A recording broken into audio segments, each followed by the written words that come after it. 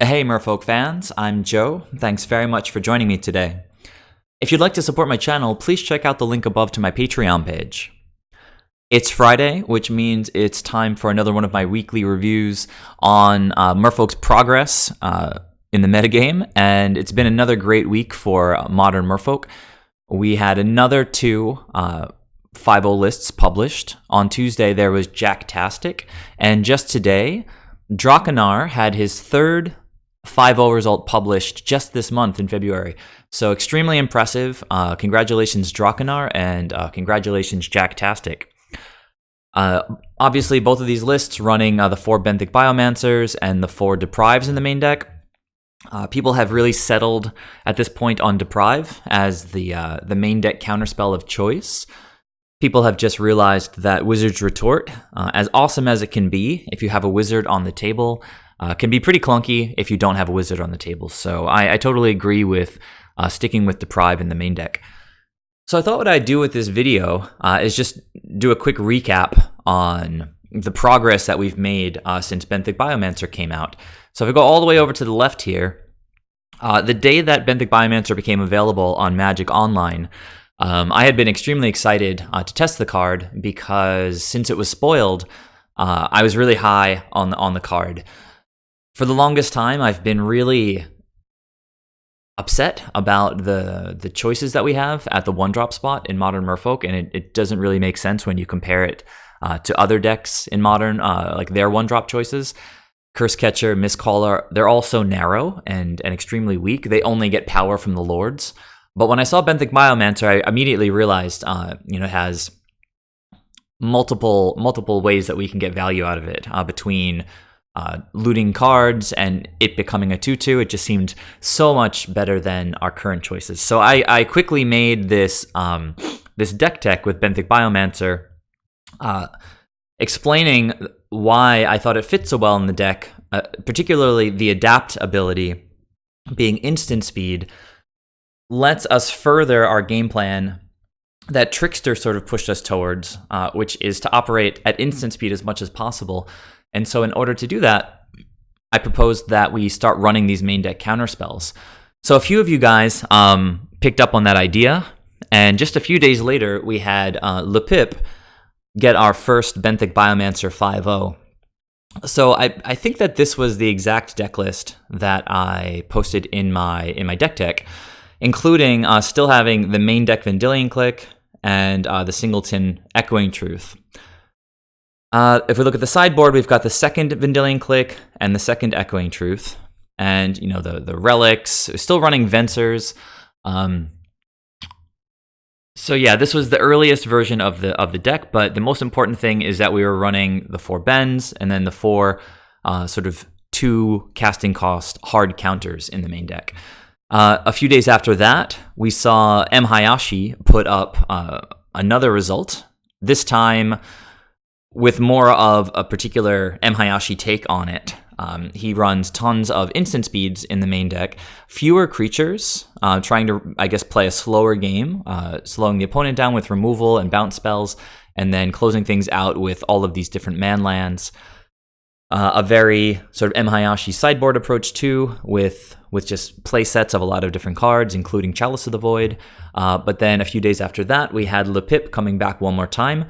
I think it was the same exact list. I'm not going to go through right now and look for any particular differences, but yeah, he ran it back really quickly, keeping the steam going. Then Drakanar posted his first 5.0 result on February 5th. Let's see, at this point, this was a nice adjustment to the deck. He added the 2 Spell Pierces in the flex slots instead of the Vendilion Click and the Echoing Truth. So we see the Echoing Truth just moving to the sideboard, and Spell Pierce, I guess what it does, it gives us more to do with extra mana on turn 3. We can play a creature and then pass and hold up Spell Pierce. It's great to protect our creatures from removal. It's also great against any kind of combo deck or control deck. So I think it sort of filled a gap in the deck, made us even more controlling in the main deck. You can see that Drakanar was running a single Cavern of Souls That wasn't in the previous lists where I was just focusing on running maximum islands to continue turning off Field of Ruin, which continues to have a pretty big representation in the metagame. My initial deck list only had 2 Mutavaults, and that was sort of out of respect for wanting to cast our counterspells early in the game. I've since come to realize that we really want to have 4 Mutavaults. We've played 4 Mutavaults forever with lots of double blue spells, and even with these counterspells, through testing, I've just found that 4 Mutavaults is definitely where we want to be. It's an extremely powerful card, and trimming to 2 is really unnecessary and actually just hurts the deck. So we saw Drakanar take it back to 4 Mutavaults, and then also introducing a Cavern, which in my opinion is really unnecessary and actively detracts from our ability to cast things like Deprive and Spell Pierce. So the Cavern of Souls, I think, is a bit of an aberration and should hopefully just get smoothed out as we continue to test these decks. Continuing, Zerthon posted a 5-0 a few days later, picking up on the 2 Spell Pierce in the main, also just taking the Cavern for a spin. The sideboards have been a little bit all over the place. Some people running Gutshot, some people still running Venser. Spellskite, actually, I should mention, was an innovation of Le Pip in his second 5-0. He had the thought that with so much burn around, Spellskite could be quite good and also help us with affinity matchups by stealing modular triggers. So a few people started picking up on the Spellskite tech. I've tried it myself and it actually feels really good. I just don't know that we actually have enough space for Spellskite, or really how super necessary it is, given that we have these kinds of counterspell effects for things that we might want to absorb with Spellskite. And for things like modular triggers, we might be able to lean a little bit more heavily on, Echoing Truth and Merfolk Trickster and Harbinger and those kinds of effects, rather than Spellskite or things like Hurkyl's Recall. So after Zerthon's 5-0, we had Mash Malofsky, the biggest name by far online that has picked up Merfolk recently and taken it to a published 5-0 result.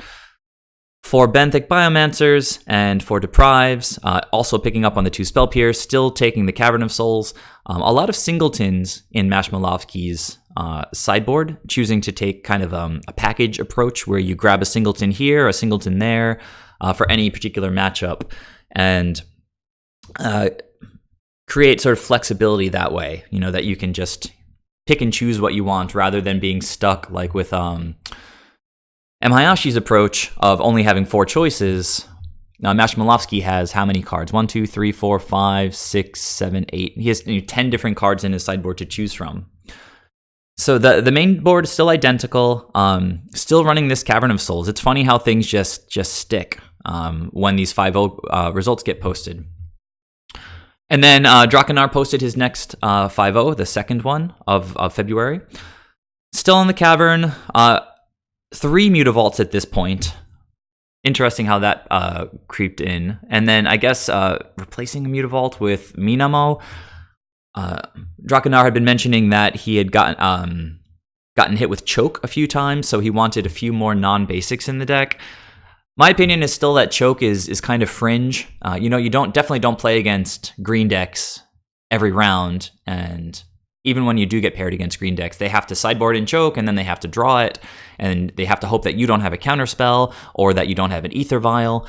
So in my view, running extra non-basics like Minamo is a little bit misguided. We get much more value out of keeping our opponent off of Field of Ruin. So in this particular 5-0, Drakanar chose to put 2 Spreading Seas into the sideboard to make room for 2 Regeries in the main deck. The inclusion of Regery is, the purpose of it is always very clear. It's a Lord, so it makes all of our creatures more powerful. But it has this pretty severe downside of being a 3-drop that just dies to Lightning Bolt, which I think is the most popular card in the format. So I tested Regery, other people have tested Regery, and even Drakanar is back off of him for the time being. This 2 Spreading Seas approach, I think, has since been reversed. It was, a very interesting idea, but Spreading Seas is a very important card for our strategy, being able to establish Island Walk against any deck.